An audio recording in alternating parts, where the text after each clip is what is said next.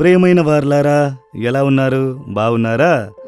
బాగుండాలి, సంతోషంగా ఉండాలి అని అనుకున్నాను. ఒక్క దినమైన సంతోషంగా ఉండాలనుకుంటే విడిచిపెట్టనట్టున్నారు. ఎవరు విడిచిపెట్టనట్టున్నారు? మన చుట్టూ ఉన్నవారే మనకేదైనా ఒకటి చేస్తూ ఉన్నారు, డిస్టర్బ్ చేస్తూ ఉన్నారు. ఇంట్లోనూ సరే, బయట సరే, మనం చదువుకునే స్థలంలో, పనిచేసే స్థలంలో, సేవ చేసే స్థలములో ఏదైనా కారణం లేకుండా సమస్య వస్తుంది. ఎవరి వల్ల కలుగుతుంది?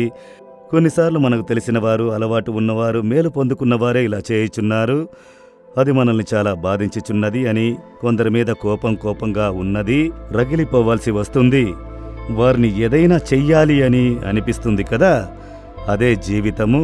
ఈ విధమైన మార్గంలో మనం నడిచి వెళ్ళేటప్పుడు మనమేం చెయ్యాలని దేవుడు చెప్పుచున్నారు. ఏం చెయ్యాలంటే రోమా 12వ అధ్యాయం 21వ వచనంలో దేవుని వాక్కు చెప్పుచున్నది, కీడు వలన జయింపబడక మేలు చేత కీడుని జయించుము. నీవు జయించాలి, ఈ సమస్యలో జయం పొందాలి. నీకు కీడు చేస్తున్నారు కదా, మళ్ళీ వారికి కీడు చేయాలని అనిపిస్తోంది కదా, పగ తీర్చుకోవాలి, వారికి కూడా అలా జరగాలి. పండ్లు కొరుగుచున్నారు కదా, అలా కాదు. మీరు వారికి మేలు చేసి దాన్ని జయించాలి. కీడు చేయు వారికి మేలు చేయుట, అదే యేసు నేర్పించిన ఒక కార్యము. కీడు చేయు వారికి మేలు చెయ్యండి. యేసుక్రీస్తు నేరం చెయ్యలేదు, ప్రజలకు మేలు చేశారు. ఆయనను పట్టుకొనుటకు కత్తి, కర్రలతో, ఈటెలతో గెత్సెమనే వనమునకు వచ్చారు. అందులో సైనికులు భయంకరముగా యేసుని పట్టాలి, బంధించాలని అనుకున్నారు. అప్పుడు పేతురు వానిలో ఒకని చెవిని కత్తితో తెగ నరికాడు. అంతే, చెవి తెగిపడినది. ఏమిరా ఎగిరి పడుచున్నావు, నీ చెవి రెండుగా పడ్డదా? అంతే, నొప్పితో అల్లాడుచున్నాడు, రక్తం కారుచున్నది. యేసు ఆ చెవిని తీసుకుని దాన్ని అలా అతికించాడు. అదే యేసు చేసిన గొప్ప అద్భుతము. చెవిని అతికించాడు, రక్తం నిలబడ్డది, గాయము మానినది, పోగొట్టుకున్న చెవి మళ్లీ వచ్చినది. ఆయనకు కీడు చేయడానికి వచ్చాను, ఆయన నాకు మేలు చేశారు. ఇప్పుడు ఆ మనిషి యొక్క మనోస్థితి ఎలా ఉంటుంది? యేసుని అరెస్ట్ చేయాలి, కొట్టాలి, చంపాలి అని వెళ్ళినవాడు ఎలా యేసుని వెంబడించి వెనక్కి వెళ్ళి ఉంటారో యోచించి చూడండి. అదే యేసు మనకు నేర్పించే పాఠము. ఒకసారి చూడండి, ఒక అబద్ధపు నేరమును మోపి నన్ను గురించి ఒక తప్పుడు కార్యమును చెప్పి, నేను మోసం చేశాను, వంచన చేశానని చెప్పి ఒక పెద్ద గుంపునే ఒకడు తీసుకుని వచ్చాడు వ్యాజ్యము ఆడుటకు. నేను అతనికి మేలు కదా చేయడానికి వెళ్ళాను, ఇతడేమిటి ఇలా చేయుచున్నాడు అని చెప్పి వచ్చిన వారికి నేను వివరించి రికార్డులన్నీ చూపించితే, అయ్యో బ్రదర్, మేము తప్పు చేశాము, ఈ వ్యక్తి మీకు విరోధంగా అబద్ధమును చెప్పి మమ్మల్ని తీసుకుని వచ్చాడు, మమ్మల్ని క్షమించండి, మేం పోతామని చెప్పి వెళ్ళిపోయారు. నన్ను అవమానపరచాలి, అబద్ధపు నేరం మోపి నన్ను వేదనపరచాలని ఆ వ్యక్తి మాట్లాడి వెళ్ళాడు. అప్పుడు ఆ సహోదరుని గురించి ఏమనిపిస్తుంది? నేను అతనికి ఏ తప్పు చేశాను? మేలే కదా చేశాను. ఎందుకు నా మీద అభాండమైన నేరం మోపి కీడు చేయుచున్నాడు? ఎందుకు నాకు విరోధంగా కీడు చెయ్యాలి? అప్పుడు దేవుడు చెప్పాడు, కుమారుడా, కీడు చేసిన వానికి మేలు చెయ్యి. యేసు చెప్పిన మాట నా హృదయంలో ప్రతిధ్వనించింది.